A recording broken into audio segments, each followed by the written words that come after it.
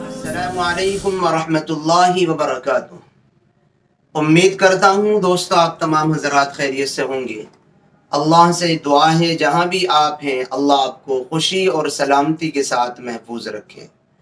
دوستو آج کی اس ویڈیو میں ہم آپ حضرات کو یہ بتلانے والے ہیں کہ اگر بیوی پریگننٹ ہو، بیوی حاملہ ہو، بیوی کو حمل ٹھہر گیا ہو تو حمل کی حالت میں، حمل کے پیریڈ میں اور پریگننسی کے زمانے میں بیوی سے صحبت کرنی چاہیے یا نہیں؟ اگر صحبت نہیں کرنی چاہیے تو کتنے دن تک نہیں کرنی چاہیے، یا کتنے دن کے بعد کرنی چاہیے، یا کتنے دن کا اسپیس رکھنا چاہیے، گیپ رکھنا چاہیے؟ اس تعلق سے آج کی اس ویڈیو میں ہم سارے آپ کے ڈاؤٹ کلیئر کرنے والے ہیں، اور لوگوں میں جو غلط باتیں پھیلی ہوئی ہیں، لوگوں میں جو غلط باتیں چلی ہوئی ہیں، ان تمام باتوں کو آج کی اس ویڈیو میں ہم کلیئر کرنے والے ہیں۔ یہ بات اگرچہ حیا سے تعلق رکھتی ہے، لیکن آپ حضرات کو بتانا اس لیے ضروری ہے۔ اگر نہیں بتائی جائے گی صحیح بات تو پھر غلط ہی نالج آپ کے پاس رہے گی، اور غلط ہی بات پھر بڑھتے بڑھتے اور غلط ہو جاتی ہے۔ اس لیے صحیح کو جاننا بھی ضروری ہے، اور دین کے معاملے میں معلوم کرنے میں، بتلانے میں حیا اور شرم نہیں آنی چاہیے۔ ہاں، معلوم کرنے کا اور بتانے کا انداز مہذب ہونا چاہیے، جس سے پیغام بھی پہنچ جائے اور بد تہذیبی اور بدتمیزی بھی گفتگو میں نظر نہ آئے۔ آئیے بات سمجھتے ہیں۔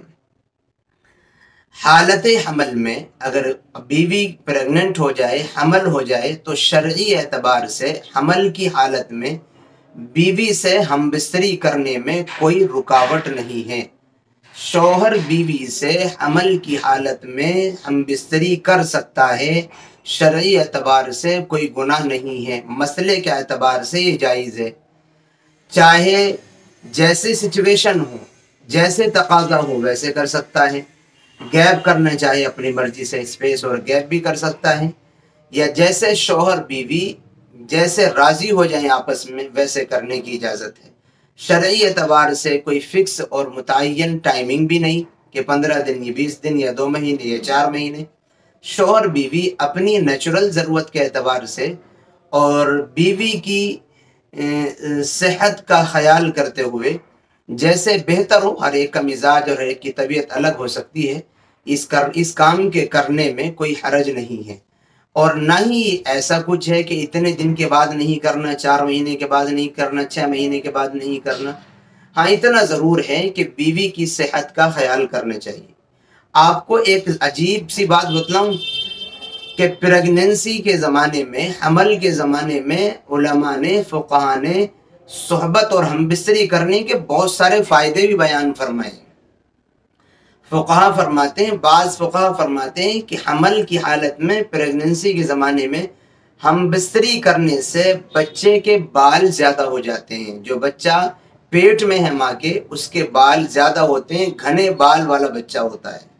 اس بچے کی بینائی یعنی دیکھنے کی جو صلاحیت ہے وہ بڑھ جاتی ہے، اور اس بچے کی قوت سماعت یعنی سننے کی جو صلاحیت کانوں کے ذریعے سے اللہ نے دی ہے اس میں بھی اضافہ ہو جاتا ہے۔ یہ ہم بستری میں صحبت کرنے کے فائدے ہیں۔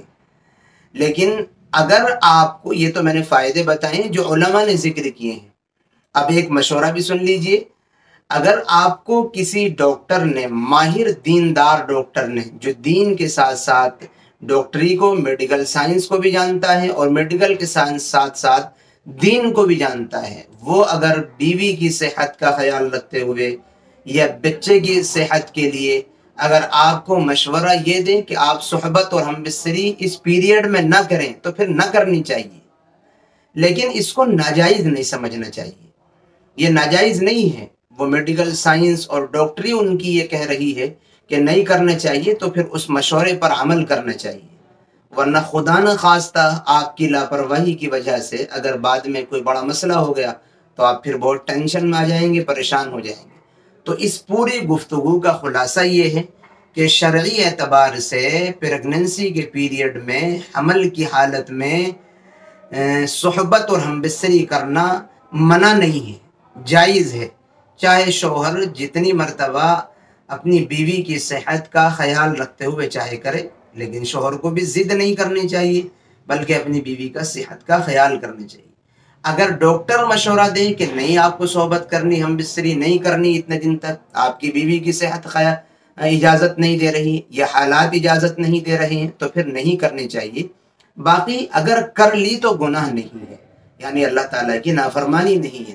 امید کرتا ہوں کہ بات آپ کی سمجھ آ گئی ہوگی۔ اگر آپ یہ چاہیں کہ دین کی یہ معلومات جیسا آپ سن رہے ہیں یا دیکھ رہے ہیں آپ کے دوسرے بھائیوں تک بھی پہنچے، تو ہماری ویڈیو کم سے کم 5 لوگوں تک شیئر کیا کیجیے۔ دعاؤں کی درخواست ہے، پھر ملیں گے انشاءاللہ کسی نئی اور اچھی ویڈیو کے ساتھ۔ السلام علیکم ورحمۃ اللہ وبرکاتہ۔